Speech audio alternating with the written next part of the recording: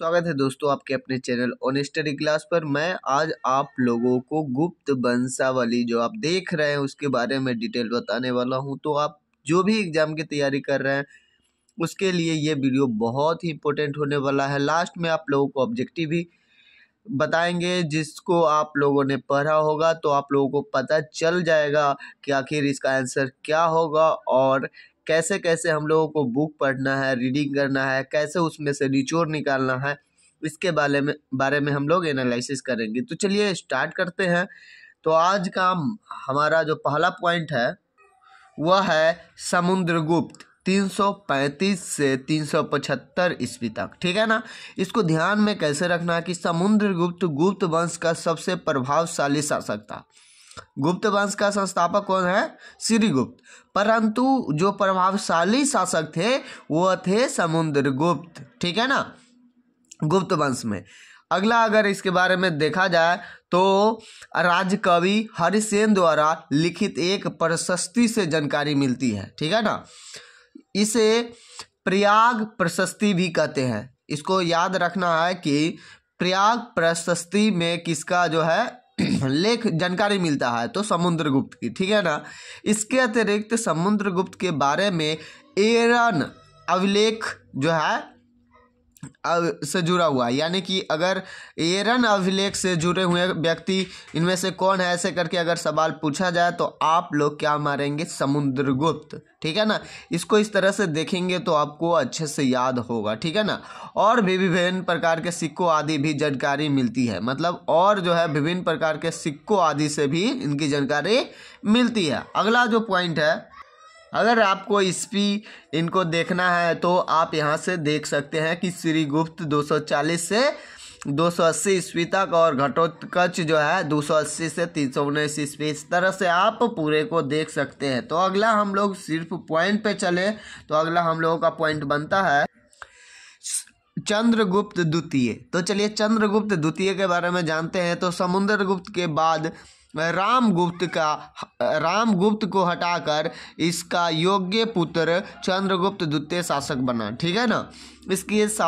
इसने शक आक्रमणकारियों से साम्राज्य की रक्षा की, यानी कि उनसे ये विजय हुए और उनको खत्म किए, यानी कि अपना साम्राज्य विस्तार किए। कौन? तो चंद्रगुप्त द्वितीय। ठीक है ना। किसको हटा करके? समुद्रगुप्त के बाद रामगुप्त को हटाकर। ठीक है ना, इसको ध्यान में रखना है। अगला पॉइंट, तो एक बार चंद्रगुप्त के बारे में थोड़ा सा जानकारी ले ले तो चंद्रगुप्त द्वितीय द्वारा गद्दी पर इस तरह अधिकार जमाया गया शकों के द्वारा जब साम्राज्य के लिए संकट उत्पन्न किया गया तो रामगुप्त ने अपनी पत्नी ध्रुव देवी को सौंपने का निश्चय किया, यानी कि राम जो है रामगुप्त। ठीक है ना, बात समझ रहे ना। उसके पश्चात और उसके पश्चात तो चंद्रगुप्त है द्वितीय। तो क्या हुआ कि निश्चय किया तो क्योंकि शकाधिपति ध्रुव देवी की सुंदरता पर आसक्त थे, यानी कि मोहित है। ठीक है ना। चंद्रगुप्त द्वितीय रामगुप्त की कायरता पर काफी क्षुब्ध हुआ और इसने ध्रुव देवी का भेष धारण कर शक शिविर गया और शकाधिपति की हत्या कर दी। इसके बाद चंद्रगुप्त द्वितीय ने रामगुप्त की भी हत्या कर दी और गद्दी पर कब्जा करके ध्रुव देवी से विवाह कर लिया। तो इसको ध्यान में रखते हुए अगर आप याद करते हैं ऑब्जेक्टिव को तो बहुत दिनों तक याद रहेगा और ध्यान में भी रहेगा। तो चलिए हम लोग अगले पॉइंट पे चलो। तो दिल्ली के मेहरौली स्थित लौह स्तंभ में चंद्र नाम के जिस शासक का उल्लेख मिलता है मेहरौली के, ठीक है ना, लौह स्तंभ में, उसमें चंद्रगुप्त द्वितीय को समझा जाता है। तो इसको थोड़ा सा ध्यान में रखना है। अगला है चंद्रगुप्त द्वितीय को एक वीर राजा के रूप में याद किया गया है जिसने पूर्व में बंगाल और पश्चिम में बलूचिस्तान तक अपना साम्राज्य का विस्तार किया है। अगला अगर पॉइंट आप देखें तो यहाँ पर है चंद्रगुप्त द्वितीय का समय शक्ति और समृद्धि का सूचक था। अगर पूछा जाए कि चंद्रगुप्त द्वितीय के समय क्या चीज का सूचक था तो शक्ति और समृद्धि का। तो इसको भी ध्यान में रखना। अगला जो पॉइंट है, चंद्रगुप्त द्वितीय ने अपनी पुत्र प्रभावती गुप्त की शादी दक्षिण भारत के वकाटक नरेश रुद्रसेन द्वितीय से की। इसको ध्यान में रखना है, एग्जाम में पूछे जाते हैं और जो भी इसमें रेखांकित है वो सभी इम्पोर्टेंट है, इसको ध्यान में रखिएगा आप लोग, ठीक है। अगर आपको नहीं है तो आप लोग नोट इसका बना सकते हैं कि क्या क्या है, ठीक है ना। अगला जो है आपका है कि इसकी एक महत्वपूर्ण उपलब्धि राजधानी को पाटलिपुत्र के अतिरिक्त उज्जैन को दूसरी राजधानी बनाया। कौन? चंद्रगुप्त द्वितीय, ठीक है ना। और चंद्रगुप्त द्वितीय नहीं, विक्रमादित्य की उपाधि जो है धारण की है। तो इसको बहुत बार पूछा भी गया है और आपको ध्यान में भी रखना है कि चंद्रगुप्त द्वितीय ने विक्रमादित्य की उपाधि धारण की। तो विक्रमादित्य किसे कहा जाता है? तो चंद्रगुप्त द्वितीय को ही कहा जाता है। अगला जो पॉइंट आप लोगों के है वो है चीनी यात्री फाहियान इसी समय भारत आया था। ये भी कई बार पूछा गया है कि चीनी यात्री फाहियान किसके शासन के समय भारत आए थे? तो किसके समय? विक्रमादित्य यानी कि चंद्रगुप्त द्वितीय के समय। चंद्रगुप्त द्वितीय ने विदेशों से भी व्यापारिक संबंध स्थापित किए और एक बड़ी मात्रा में सोने के सिक्के भी जारी किए। तो सोने के सिक्के बड़ी मात्रा में जो जारी करने वाला राजा है वो कौन है, ऐसे पूछा जाता है, कौन थे? तो चंद्रगुप्त द्वितीय। तो इस किसी भी तरह से घुमाया क्वेश्चन आपको ध्यान में रखना है, आप नोट बना सकते हैं। यहाँ पर हर एक पॉइंट जो है पॉइंटेबल है, बहुत ही इंपॉर्टेंट है, इसलिए एकदम छोड़ना नहीं है, ध्यान से रखना है। अगला जो पॉइंट आप लोगों के पास है वो है चंद्रगुप्त द्वितीय। देखिए हम जो है ऊपरे बता रहे हैं क्योंकि आपका जो है एग्ज़ाम जो है आपको यूपीएससी लेवल जो है उसमें अंदर गहराई तक नहीं देखना है। अगर उस तरह से देखना है तो आपको बुक रीडिंग करना ही पड़ेगा। आप कोई भी बुक रीडिंग गहराई से करना खुद पड़ेगा, तभी आप समझ पाइएगा। परंतु ये ऊपरी झलक जो होता है वो बिहार एसएससी या ग्रुप डी या कोई भी रेलवे या कोई भी ऊपर में जो एग्ज़ाम होता है ना उसमें सारा में ये काम आएगा, ठीक है ना। तो इसलिए ऑब्जेक्टिव के रूप में ये बहुत ही फायदेमंद है। तो चलिए अगला जो पॉइंट है वह है चंद्रगुप्त द्वितीय के बाद इसका पुत्र कुमारगुप्त शासक बना। चंद्रगुप्त द्वितीय के बाद कौन सा बना? कुमारगुप्त। इसके शासनकाल में शिक्षा के महान केंद्र नालंदा महाविद्यालय की स्थापना की गई। पूछा जाता है कि जो नालंदा विश्वविद्यालय है किसने स्थापना किया? तो कौन किए? तो वही कुमारगुप्त। कौन थे? तो चंद्रगुप्त द्वितीय के पुत्र है ना, इसका पुत्र। तो इसको कुमारगुप्त का शासनकाल अपेक्षाकृत शांत था। मतलब कहने का मतलब उस समय युद्ध जो वगैरह नहीं होता था, लास्ट में हुआ पुष्यमित्र के आक्रमण का सामना करना पड़ा। चलिए अगला पॉइंट जो है वह है कुमारगुप्त के बाद स्कंदगुप्त शासक बना। जब वह पुष्यमित्रों को पराजित कर लौटा तो पिता की मृत्यु का समाचार मिला। उसी समय उत्तर पश्चिम प्रांत से हुनों के आक्रमण शुरू हो गए। इसने हुनों को भी पराजित किया और सक्रादित्य की उपाधि धारण किए। अब देखिए ये जो है सक्रादित्य की उपाधि किसने धारण किए? तो स्कंदगुप्त। क्या ध्यान में रखना है? स्कंदगुप्त सक्रादित्य को। क्यों? तो हुनों को भी पराजित करके वह सक्रादित्य बन गए, ठीक है ना। अगला जो है पॉइंट देखिए यहाँ पर जो है पुष्यमित्र कौन थे और कहाँ थे, इस संबंध से स्पष्ट जानकारी का अभाव है। तो देखिए इतिहासकारों ने बहुत से नज़दीक तक गए परंतु इतनी नज़दीक कोई पॉइंट में नहीं गए हैं जिसका उल्लेख भी कर देते हैं, ठीक है ना। तो अगले पॉइंट पे हम लोग बढ़े। गुप्त का प्रशासन अगर देखा जाए तो 1/3 यानी कि जिस राजाओं को हड़प लेते थे उसको क्या करते थे? 1/3 भाग कर के रूप में लेते थे और वो वहीं के राजा रहते थे, राज भी सारा चीज़ दे देते थे परंतु वो कर के रूप में 1/3 भाग लेते थे, ठीक है ना। इस तरह से सिस्टम था, ठीक है ना। और कर देने वाले यह शासक और भूस्वामी अधिकारी को क्या कहलाते थे? सामंत कहलाते थे, जो कर देते थे, ठीक है ना। उसी में है जो साम्राज्य की सबसे बड़ी इकाई जो था उसको देश कहा जाता था। क्या कहा जाता था? देश कहा जाता। और दूसरी प्रादेशिक इकाई जो मतलब जिसको हमने जीत लिया और उसको छोड़ दिए तो उसको वैसे जो इकाई थे उसको भुक्ति कहते थे। क्या कहते थे? भुक्ति कहते थे, ठीक है ना। उस समय मगध का उल्लेख भुक्ति के रूप में होता था, यानी कि वहाँ पर एक बड़ा इकाई यानी कि राज्य वहाँ पर नहीं होता था, ठीक है ना। यानी कि समझिए कि वो देश नहीं था बल्कि राज्य था, ठीक है ना। तो उस समय भुक्ति के पदाधिकारी उपरिक कहलाते थे। क्या कहलाते थे? उपरिक कहलाते थे। तो हम लोग अगले पॉइंट पे चले। हर्षवर्धन। गुप्त साम्राज्य के पतन के बाद पुष्यमित्र पुष्यभूति वंश सबसे शक्तिशाली अवस्था में रहा। इनकी राजधानी थानेश्वर थी। कहाँ पर थी? थानेश्वर थी। इसको भी ध्यान में रखना है। हर्षवर्धन का राज्यारोहण 606 ईस्वी में संकटपूर्ण परिस्थिति में हुआ था, ठीक है ना, जब बंगाल शासक का। तो ये सब हम लोग काम नहीं करें, हम लोग आगे पॉइंट के बात करें तो, लेकिन चालुक्य वंश के शासक पुलकेशिन द्वितीय ने उसे पराजित किया। तो इसके डिटेल को हम लोग यहाँ पर आगे देखेंगे।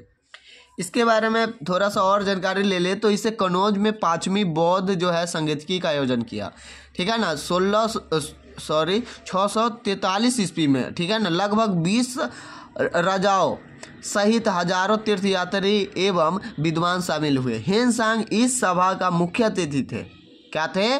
मुख्य अतिथि था। हर्ष की मृत्यु के बाद उत्तर भारत में अराजकता उत्पन्न होगी। तो थोड़ा सा इसका जान लेते कि ह्वेनसांग क्या है ना। तो ह्वेनसांग एक चीनी यात्री था जिसने हर्ष के साम्राज्य का भ्रमण किया था। इसने हर्ष के प्रशासन एवं आम लोगों के जीवन का विस्तृत वर्णन अपनी यात्रा वृत्तांत में किया है। ये भी इंपॉर्टेंट बनता है, तो सबको ध्यान में रखना। हर्ष को ह्वेनसांग ने बौद्ध धर्म का महान उपासक बताया, लेकिन वो सभी धर्म को मानते थे, ठीक है ना, यानी कि किसी भी तरह से किसी के साथ भेदभाव उतना नहीं करते थे, ठीक है ना। और कहा जाता है कि ये जो है शिव और सूर्य के भी उपासक थे, यानी कि किसी भी धर्म में जो है ना उतनी जो होता है ना चाहत नहीं थी, परंतु बौद्ध धर्म से थोड़ा ज़्यादा ही चाहत था, ठीक है ना। फिर अगला जो है पॉइंट, तो चालुक्य वंश जो है पल्लव एवं चालुक्य वो है 550 से 750 ईस्वी। तो इसमें बतापी चालुक्य के बारे में थोड़ा सा जाने। तो इस वंश का प्रथम प्रतापी राजा पुलकेशिन थे, पुलकेशिन प्रथम, ठीक है ना। प्रतापी यानी कि प्रथम जो राजा है ये है। पुलकेशिन द्वितीय इस वंश का सबसे महान राजा था, यानी कि सबसे महान जो है पुलकेशिन द्वितीय, परंतु प्रथम प्रतापी जो है पुलकेशिन प्रथम है, ठीक है ना। इसको ध्यान में रखना है। आगे अगर चले तो इसी समय पल्लव शासक नरसिंह वर्मन था जिसे पुलकेशिन द्वितीय को पराजित किया। नरसिंह वर्मन ने बतापी को भी जीत लिया। अभी पुलकेशिन द्वितीय युद्ध करते हुए मारा गया। तो इसके बारे में बदला लेगा कौन? तो पल्लव जो है दक्षिण भारत के राजनीति एवं संस्कृति इतिहास में पल्लवों का विशेष सम्मान है। अगर बात की जाए तो 6ठी सदी में अपनी राजधानी कांचीपुरम में स्थापित की। कौन? पल्लव। इनका प्रभुत्व जो तमिल क्षेत्र के उत्तरी में था, इस पे हम लोग चर्चा नहीं करें। अगला पॉइंट जो बनता है मेन, उसको ध्यान से थोड़ा देखें कि पल्लवों का प्रथम महत्वपूर्ण शासक महेंद्र वर्मन प्रथम हुआ। पल्लवों का प्रथम जो महत्वपूर्ण शासक थे वो कौन थे? महेंद्र वर्मन, ठीक है ना। और चालुक्य शासन पुलकेशिन द्वितीय ने इसे पराजित किया। चालुक्य शासन देखे आपने कि उनको पराजित कर दिया। तो महेंद्र वर्मन का पुत्र, जो महेंद्र वर्मन पराजित हुआ, तो उनका जो पुत्र नरसिंह वर्मन एक महान योद्धा था, उसने अपने पिता के पराजय का बदला लिया और पुलकेशिन द्वितीय को पराजित कर इसे वतापी कुंड की उपाधि जो है धारण किए, ठीक है ना। तो इसको भी ध्यान में रखना है। अगला पॉइंट ये है रथ मंदिर। क्या है? रथ मंदिर। तो पल्लवों की संस्कृति उपलब्धि क्या है? तो पल्लवों को द्रविड़ शैली के संस्थापक के रूप में जाना जाता है। अगर पल्लवों के पूछा जाए किस शैली से बिलोंग करते हैं, तो द्रविड़ शैली से। उसमें क्या होता है? तो रथ जैसा मंदिर जो भी है दिखता है, ठीक है ना। इसको ही बस ध्यान में रखना है। तो पल्लवकालीन वास्तुकला का उदाहरण इनकी राजधानी कांचीपुरम एवं महाबलीपुरम में पाए जाते हैं। तो इस पे यही है। और इसका उदाहरण देखा जाए तो कैलाश नाथ मंदिर महत्वपूर्ण है, ठीक है ना, कांची के। तो ये जो है उसके बारे में है, रथ मंदिर की तरह दिखते हैं, यहाँ पर आप देख भी रहे होंगे। तो अगला जो पॉइंट बनता है वह है नालंदा के बारे में। नालंदा के बारे में भी बहुत एग्जाम में क्वेश्चन आते रहते हैं, तो इसके बारे में थोड़े मोड़े जानकारी हम लोगों को भी होना चाहिए। तो देख लीजिए, नालंदा दक्षिण बिहार में राजगिरी के निकट स्थित है। इसके अवशेष मुख्य भवन अतिरिक्त बरगांव, बेगमपुर आदि गांवों में दूर दूर तक बिखरे हुए हैं, ठीक है ना। अगर यहाँ पर बात करें तो इसिंग ने भी यहाँ 10 वर्ष बिताए थे। चीनी यात्रियों के विवरण का पता चलता है कि यहाँ हजारों की संख्या में शिक्षक और छात्र रहते थे। नालंदा विश्वविद्यालय का आय कहाँ से आता था? तो आय आता था 200 गांव उसको अनुदान में दिए थे, वहीं से आता था। और भी है क्षेत्र वहाँ से आते थे, परंतु यहाँ पर जो है छात्रों से उनकी विशेषता विशेषज्ञता के विषय से संबंधित सवाल पूछते थे, ठीक है ना, जिससे उनके ज्ञान एवं आचरण की परीक्षा हो जाती थी। विश्वविद्यालय एवं आवास दोनों के दिनचर्या नियमित एवं व्यवस्थित ढंग से होती थी, यानी कि वहाँ पर जाना है तो पहले वहाँ पर जो है मौखिक सवाल पूछे जाते थे, उसके बाद वहाँ पर क्या किया जाता था, उसमें दाखिल दिया जाता था, ठीक है ना, पढ़ने के लिए। तो हेनसांग जब शिक्षा ग्रहण करने आए उस समय यहाँ के अध्यक्ष आचार्य शीलभद्र थे। कौन थे? आचार्य शीलभद्र, इसको ध्यान में रखना है। इसके बारे में अगर बात कर लिया जाए तो ये जो नालंदा विश्वविद्यालय गुप्त शासकों हर्षवर्धन एवं पाल शासकों द्वारा संरक्षण प्रदान किया गया था, लेकिन 11वीं 12वीं सदी में संरक्षण के अभाव एवं आर्थिक स्रोतों में कमी आई। नालंदा विश्वविद्यालय के शैक्षणिक स्थिति में गिरावट देखने को मिली। ऐसा कहा जाता है कि बंगाल विजय के क्रम में, यहाँ पर इंपॉर्टेंट सवाल है, बंगाल विजय के क्रम में बख्तियार खिलजी ने नालंदा विश्वविद्यालय को नष्ट कर दिया था एवं पूरी संस्था को जला दिया था। कहा जाता है कि ये 3 महीना तक जले थे, लेकिन यहाँ पर जो है साक्ष्य के अभाव था, यानी कि पूरी तरह से जानकारी नहीं मिला, जिसके आधार पर हमको वो अमान्य कहा गया इतिहासकारों द्वारा। तो परंतु अगर पूछा जाए तो किसने, तो बख्तियार खिलजी ने नालंदा विश्वविद्यालय को नष्ट कर दिया, आग लगवा दिया, ठीक है ना। तो इसको ध्यान में रखना है, एग्जाम में पूछे जाते हैं। अगला हम लोग चलते हैं प्रश्नों पर। तो आप लोगों ने जो पढ़ा उसी में से है समुद्रगुप्त की प्रशस्ति किसने लिखी, तो हरिसेन ने। फिर है हर्षवर्धन किस वंश का राजा था, तो पुष्यभूति।